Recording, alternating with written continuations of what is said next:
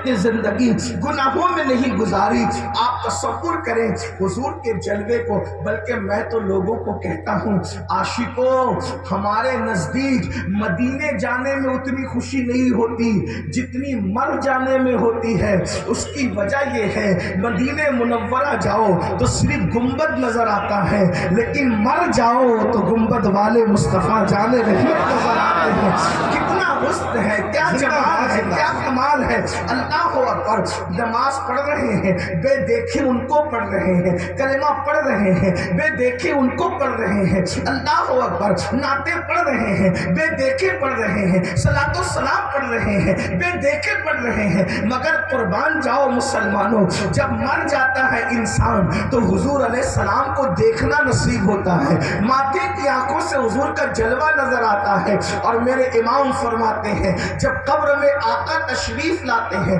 اچھا ہم لوگ وہ عقیدے والے لوگ ہیں، ہم یہ کہتے ہیں کہ حضور قبر میں تشریف لاتے ہیں اور آتے ہیں اور نظر بھی آتے ہیں، اور جب وہ آ جاتے ہیں تو پھر نقشہ قبر کا یوں بدل دیتے ہیں، قبر میں لہرائیں گے تا حشر چشمے نور کے، جلوہ فرما ہوگی جب طلعت رسول اللہ کی۔ یہ ان کی زندگی ہے جن کے عرس منائے جاتے ہیں، اور فرشتے ان کو کہتے ہیں نم کنومت العروس، سو جا ایسے جیسے پہلی رات کی دلہن سوتی ہے، اور اس کے بعد بہت دیر تک آپ کو آزمائش میں نہیں رکھنا، آپ پہلے خطابات سن چکے، رات کافی ہو چکی، اس لیے میں اپنا وقت بہت شارٹ کرتے کرتے اور اختصار سے کام لیتے ہوئے اب آگے کی طرف دوسرے رخ کی طرف بڑھتا ہوں۔ یہ تو نیکوں کی قبر ہے، یہ تو ابرار کی قبر ہے، یہ تو عاشقان رسول کی قبر ہے، یہ تو اللہ رسول کے فرما برداروں کی قبر ہے، لیکن ایک دوسرا رخ بھی ہے، اللہ اکبر،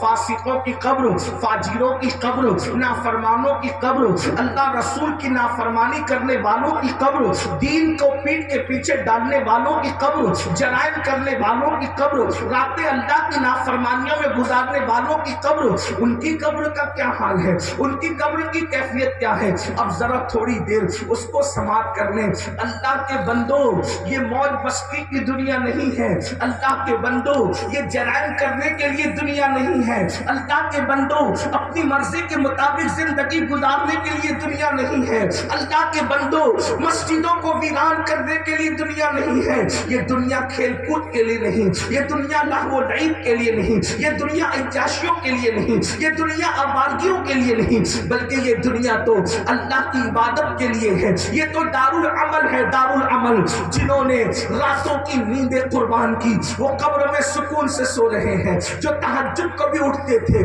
وہ تو قبروں میں سکون سے سو رہے ہیں۔ اللہ کے رسول علیہ السلام نے خود فرمایا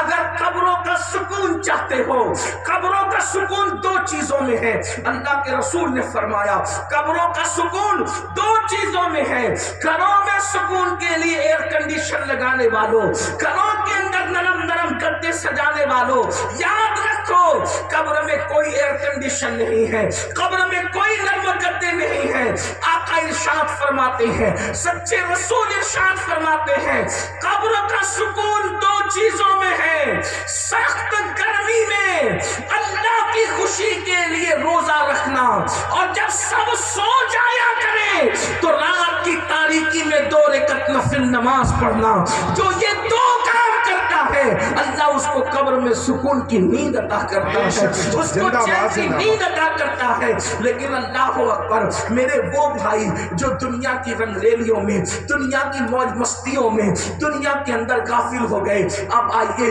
ذرا دوسرا رخ قبر کا کیا ہے۔ وہ لوگ جو نافرمان ہیں، وہ لوگ جو گناہ گار ہیں، وہ لوگ جو اللہ رسول کی نافرمانی کرتے ہیں، میرے اور آپ کے آقا و مولا خاتم النبیین، قائد المرسلین، سید العالمین محمد رسول اللہ صلی اللہ علیہ وآلہ وسلم ارشاد فرماتے ہیں ان کی قبر میں جب نکیرین آتے ہیں، جن کو منکر نکیر کہتے ہیں۔ منکر نکیر کون؟ وہ 3 سوال کرنے کے لیے جو فرشتے قبر میں آتے ہیں۔ پہلی بات تو میں آپ کو یہ بتا دوں، اللہ کے بندو آج عزت کے لیے کتنے تانے بانے بنتے ہو، آج عزت کمانے کے لیے کتنی کاوشیں کرتے ہو۔ ارے ایک کام کر لو، اللہ اللہ رسول سے وفاداری کر لو، اللہ رسول سے وفاداری کر لو، نقیرین بھی تمہاری تعظیم کرتے نظر آئیں گے۔ دنیا کے لیڈر کیا ہے؟